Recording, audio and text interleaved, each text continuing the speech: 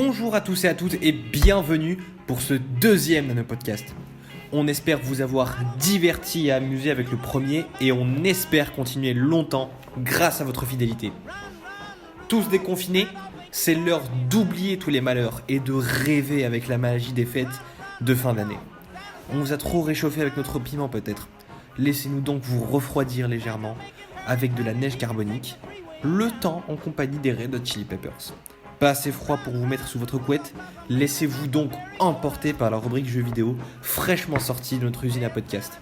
Allez, c'est parti pour cette deuxième édition, tous au chasse-neige. Allez, aujourd'hui, rien que pour le plaisir, nous ne serons pas que des chimistes. Nous allons tous devenir des nivologues en herbe. Si vous ne connaissez pas ce terme, c'est normal. Il s'agit tout simplement d'un scientifique chargé d'étudier les phénomènes liés à la neige. Ça sonne pas fou dit comme ça, mais je vous promets que vous serez des femmes et hommes nouveaux à la fin de cette partie, et vous pourrez sortir vos meilleures anecdotes à tonton Claude le soir de Noël. Ça marche aussi si votre oncle ne s'appelle pas Claude, bien entendu. Pour la faire courte et ne pas s'attarder sur les détails futiles, la neige, c'est juste de l'eau à température négative, si on est bien sûr sur une certaine gamme de pression atmosphérique. Du coup, comme tout le monde est au point, je vais vous donner quelques anecdotes sur la neige. Allons-y. Allez, première anecdote. La neige, ce n'est pas juste de l'eau congelée. En réalité, c'est un réarrangement des molécules d'eau grâce aux liaisons hydrogènes, donnant ainsi la forme caractéristique de flocons de neige. Et oui, ce n'est pas un mythe, c'est la véritable structure de la neige. Nos chers chimistes, on se retrouve en cristallographie. Pour rappel, une liaison hydrogène se fait que si un atome d'hydrogène est lié à un atome très électronégatif, tel que le fluor ou l'oxygène. L'hydrogène se lie à un atome électronégatif et son atome électronégatif, un autre hydrogène, lui-même lié à un atome d'hydrogène. Un véritable effet boule de neige. Vous n'êtes pas très convaincu ? On va rentrer un peu plus dans les détails. Quand 5 molécules d'eau s'associent, elles forment une pyramide à 4 faces. Une fois formées, les tétraèdres vont également former des liaisons hydrogènes avec d'autres pyramides, formant ainsi des cristaux de glace hexagonaux.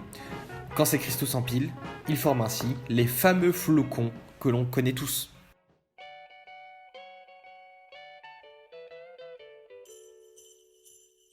Anecdote numéro 2. La température et l'humidité font changer la forme des flocons de neige. S'il fait peu froid et peu humide, les flocons auront la forme d'un benzène ou d'un empilement de sous-tasse. Il faut donc qu'il fasse très très froid et très humide pour retrouver la fameuse forme de dendrite que l'on rencontre dans tous les dessins animés. Voilà pourquoi on en rencontre très rarement. En écrivant ce podcast, on m'a posé la question « Pourquoi est-ce que la neige fond plus vite quand on la recouvre de sel ?» J'avoue que je n'ai pas su comment répondre à cette question, donc j'ai fait mes recherches. Cette catalyse de la réaction de fusion est due à la formation d'un complexe formé d'eau et de sel, brisant ainsi les liaisons hydrogènes formées entre les différentes molécules d'eau, ce qui provoque un abaissement de la température de fusion de l'eau et donc permet de liquéfier la neige, libérant ainsi les routes et les voies ferrées. Un vrai coup de baguette magique. Anecdote numéro 4. Vous avez sûrement entendu parler des jours de neige. 24 heures non-stop d'arrosage pour le plaisir de la RATP. Mais vous a-t-on déjà parlé de la neige éternelle ? Ce phénomène reste assez flou, puisque les conditions de formation sont elles-mêmes trop floues. Elles dépendent de la position géographique, de l'accumulation de neige et de l'exposition au soleil. À moins que vous vous trouviez dans le Sahara en décembre 2018, où 40 cm de neige se sont déposés sur les 1500 mètres d'altitude de Ain Safra, un véritable maquette au caramel infini. J'espère que chacun d'entre vous aura la chance de voir ce spectacle un jour dans sa vie. La 5e, j'ai décidé de la nommer le point Yin-Yang enneigé. C'est peut-être bizarre, mais c'est pour une bonne raison que je l'ai nommé ainsi.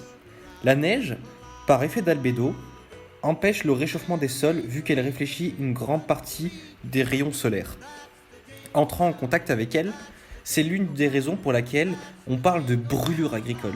Les plantes finissent par brûler au contact du froid, raison pour laquelle les cerfs sont les amis de nos amis agriculteurs en hiver.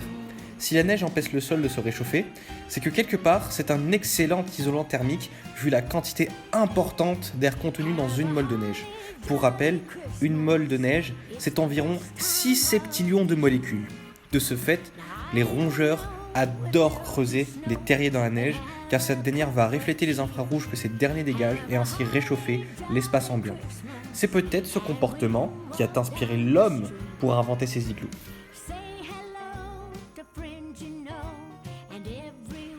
Allez, dernière anecdote. En cherchant des informations intéressantes sur la neige, j'ai découvert une chose. Il existe de la neige noire. Vous voyez le pétrole ? Eh ben cette neige a la même couleur. C'est un phénomène qui n'est pas très impressionnant puisque ça suit le même procédé qu'une coloration en noir d'une solution aqueuse à l'aide de charbon. On obtient de la neige noire par dépôt de suie sur de la neige, ce qui la rend noire et surtout la rend toxique pour l'homme. C'est ce qu'on a pu constater en Sibérie en 2018, ce qui a causé la baisse de l'espérance de vie dans certaines régions de la toundra russe. Pourquoi en parler ? Car c'est un phénomène que l'on pourrait observer beaucoup plus souvent à l'avenir, car ce dépôt de suie provient des réactions de combustion dites incomplètes. Pour ceux qui ont fait les bourrins avec leur crayon primaire, ça fera un peu le même effet que s'amuser à manger des miettes de crayon. Bon appétit ! Alors, surpris ou pas ? Quand j'étais petit, je pensais que la neige était de la poudre magique qui venait des hauteurs des montagnes. Puis à l'adolescence, je me contentais de me dire que c'était de l'eau à très basse température et au final, je découvre que c'est tout un univers qui se cache derrière cette poudre surgelée. J'espère vous en avoir appris des choses aujourd'hui. On passe donc au point culture et on commence donc avec la partie musique avec Tanina. À toi.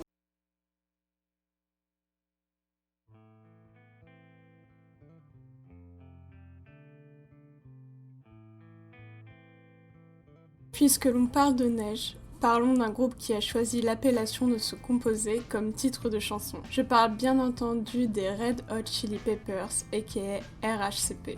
Formé par Anthony Kiedis et Flea en 1983, recrutant par la suite John Iron à la batterie et Hayley Slovak à la guitare, qui sera par la suite remplacé par le légendaire John Frusciante en 1988, qui s'amusera à faire des allers-retours en réintégrant le groupe en 1999 et en décembre 2019. Leur musique se caractérise par des paroles profondes parlant principalement d'amour et d'amitié, le tout sur le fond d'influence funk rock alternative. Leur discographie et leur biographie étant très longues, nous allons plutôt parler de la chanson du jour, Snow A.O. Sortie en 2006 dans l'album Scandium Arcadium, la chanson cache un fond assez sombre derrière son titre qui peut être magique pour certains et fut la dernière chanson composée avec Frusciante avant sa grande décennie silencieuse. La chanson écrite par Kiedis ne parle pas de simple neige, mais en réalité d'héroïne blanche de Chine, une des deux drogues que consommait fréquemment le chanteur.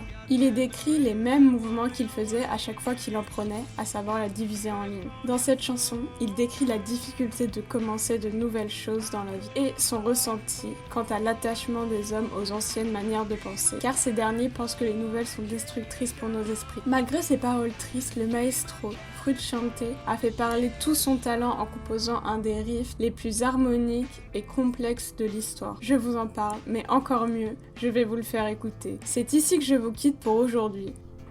Vous écoutez Snow A.O. des Red Hot, bonne écoute!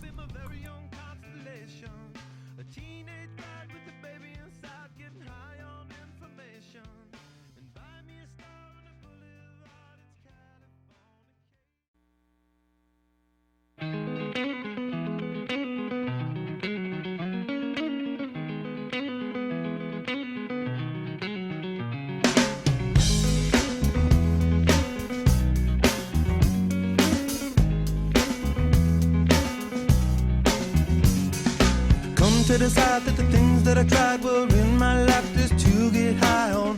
When I sit alone, come get a little known, but I need more than myself this time. Step from the road to the sea to the sky, and I do believe that we rely on. When I lay it on, come get to play it on, all my life to sacrifice. Hey, oh, listen what I say, oh,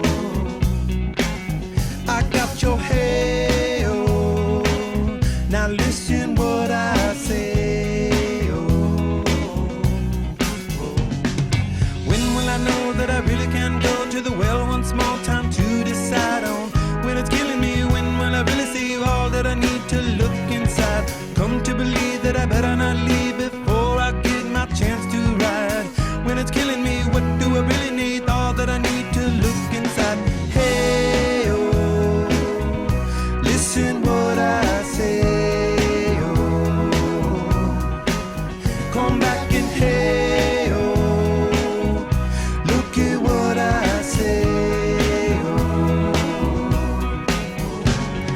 The more I see, the less I know, the more I like to let it go. Hey, oh, whoa, whoa. Deep beneath the cover of another perfect wonder where it's so white as snow.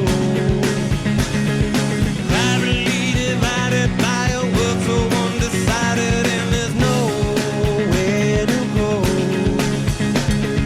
In between the cover of another perfect wonder, and it's so white as snow. Running through the field where all my tracks will be concealed, and there's nowhere to go. Oh!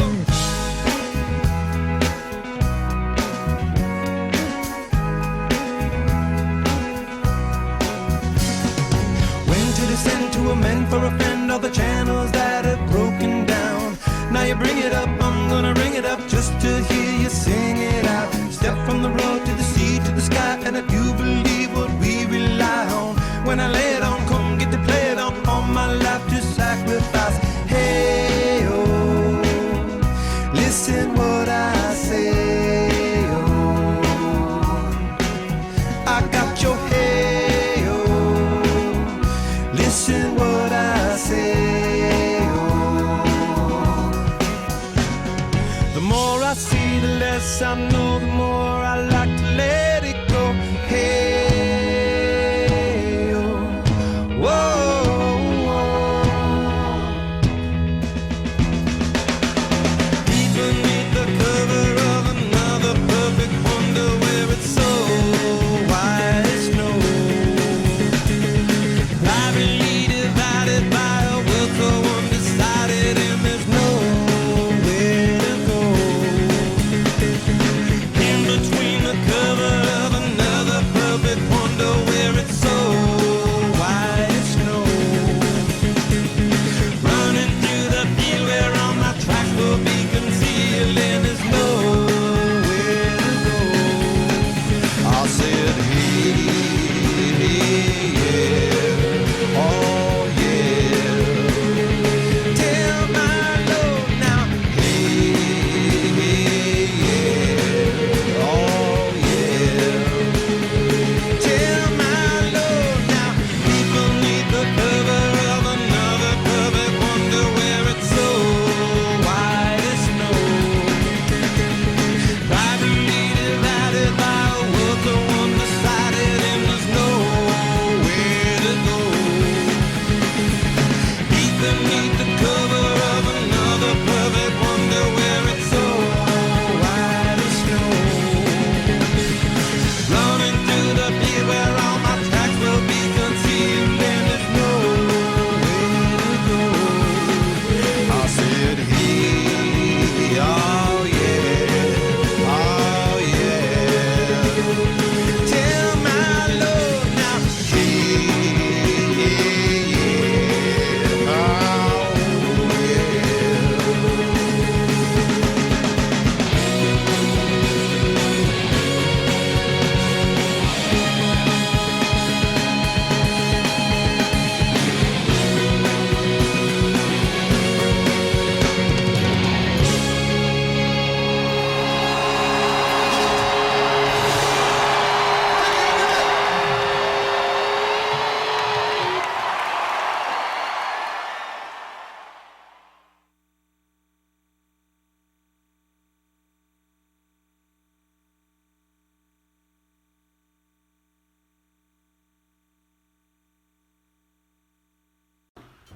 Après cette superbe partie musique avec les RHCP et bien sûr Tanina, nous allons donc retrouver Aaron pour la rubrique jeux vidéo.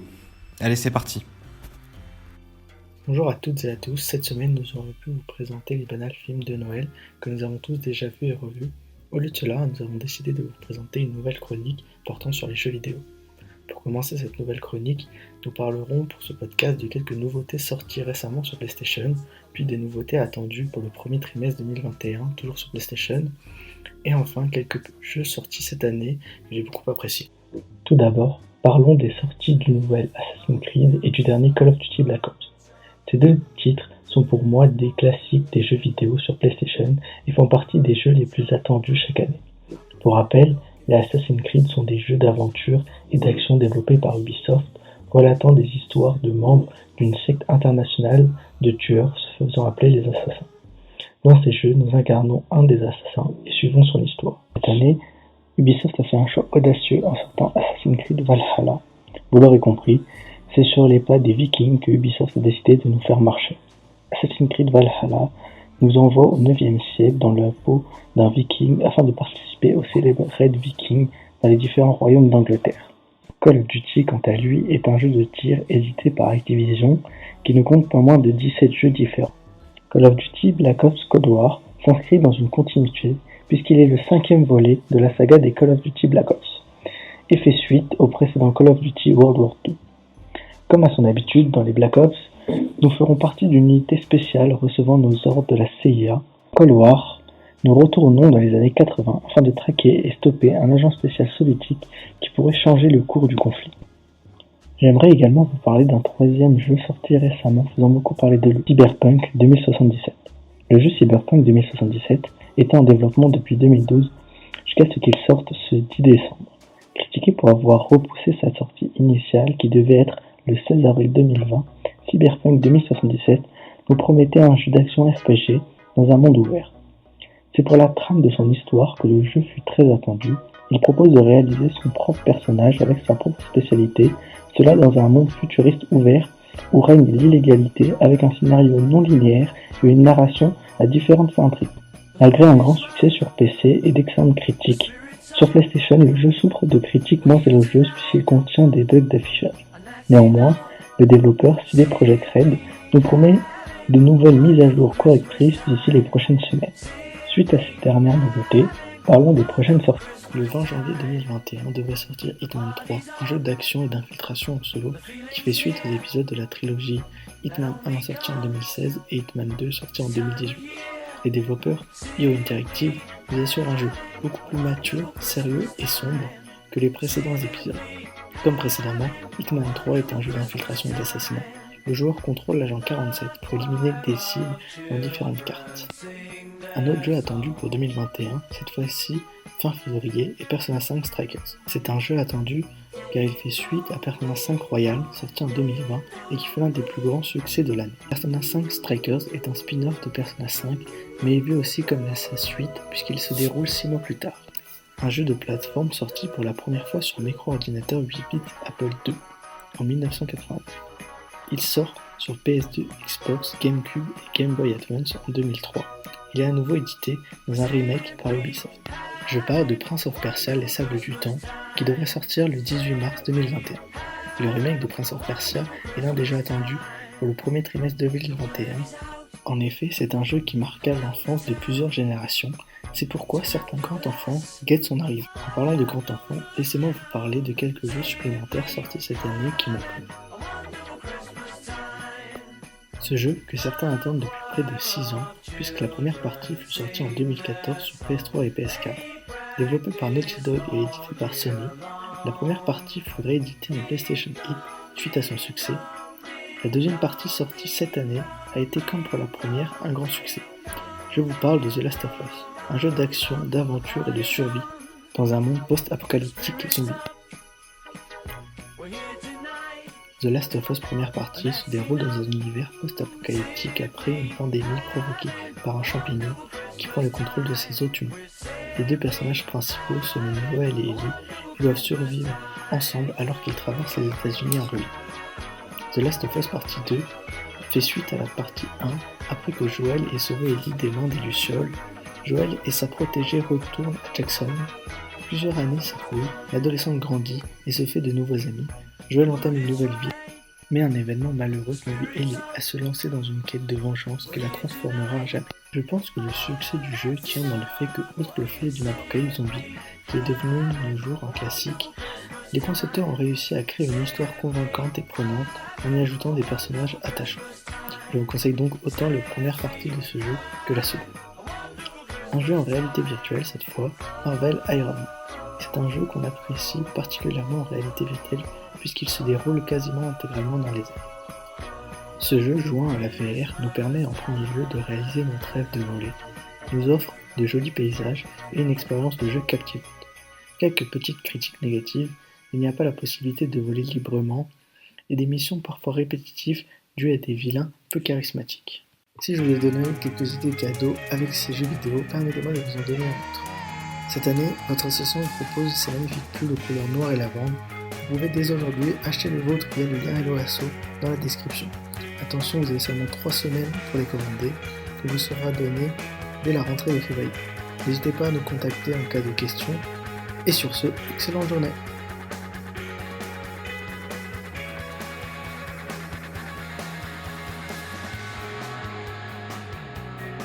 Et c'est donc sur cette rubrique que ce podcast s'achève. On espère se retrouver en 2021 dans de meilleures conditions, bien entendu. Et de la part de toute l'équipe de Nonopotes, je vous souhaite un joyeux Noël et une très bonne année 2021. À la prochaine!